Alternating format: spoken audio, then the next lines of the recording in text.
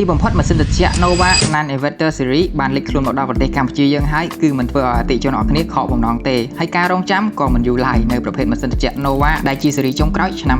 2026មកពីស្រុកកើអញ្ចឹងមកជ្រុលស្តុកចូលហើយមិនរងចាំយូរបានទេត្រូវតែប្រាប់ទៅដល់អតិថិជនអរគ្នាបើតម្លៃល្អយ៉ាងហ្នឹងបើនិយាយពីតម្លៃវិញទៅលើកម្លាំងសេសមួយសេសត្រឹមតែ$225តែប៉ុណ្ណោះសម្រាប់កម្លាំងសេសមួយសេសកន្លះវិញតម្លៃត្រឹមតែ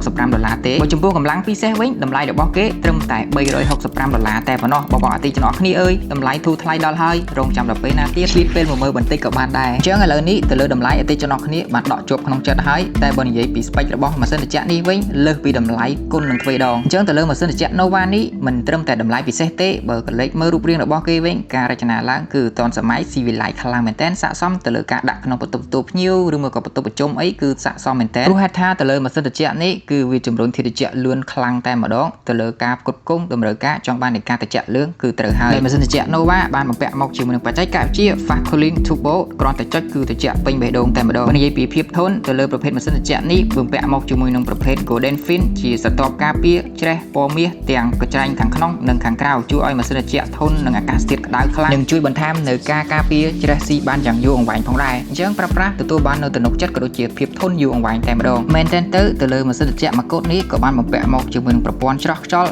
និងមានមុខងារការពារកាត់ផ្សិតនិងបាក់តេរីដែលមាននៅក្នុងខ្យល់អញ្ចឹងការដកដង្ហើមទទួលបានខ្យល់ល្អនិងផាសុខភាពផងដែរហើយមិនត្រឹមតែប៉ុណ្ណោះទេក៏បានបំពាក់មកជាមួយនឹងបច្ចេកវិទ្យា Auto Clean អញ្ចឹងការលាងសម្អាតដោយខ្លួនឯងកាត់បន្ថយក្លិននិងធូលីដែលមាននៅជាប់នៅក្នុងម៉ាស៊ីនដោយឆ្លងកាត់4ដំណាក់កាលទៅលើការសម្អាតមួយទៀតមុខងារ Two Way Auto Swing ការបញ្ចេញខ្យល់បានស្មើគ្នាគឺទាំងលើទាំងក្រោមតែម្ដងអញ្ចឹងអតិថិជនអ្នកគ្នាសរុបមកវិញបើសិនជាចង់បាននៅម៉ាស៊ីនត្រជាក់ណាដែលមានតម្លៃសមរម្យខ្លាំងត្រជាក់លឿនការប្រើប្រាស់ធន់អញ្ចឹង Complete Nova មួយកូដស៊េរី Nan Inverter នេះស័ក្តិសមមែនទែនការប្រើប្រាស់របស់បងអតិថិជនអ្នកគ្នា